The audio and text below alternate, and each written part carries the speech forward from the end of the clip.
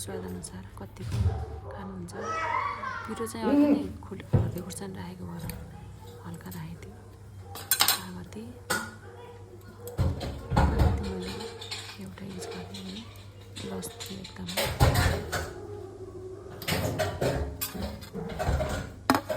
धनियाँ यसलाई मैले अब सबै मिक्स गर्छु एकै ठाउँमा। मैले यसमा के कम आज गरिनँ, के हालिनँ हजुरहरूलाई थाहा छ। मैले यसमा टिमुर राख्नु भने टिमुर हल्का टिमुर राखेर अझ मिठो हुन्थ्यो। टिमुर चाहिँ कम भयो है आज, तर पनि एकदम मिठो भयो। हजुरहरू पनि यसरी नै बनाएर खानु होला, एकदम मिठो हुँदो रहेछ।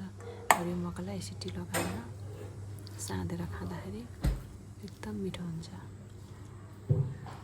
मैले खाएँ पनि आज एकदम आफ्नै बारीको सबै खुर्सानी मकै काँक्रा सबै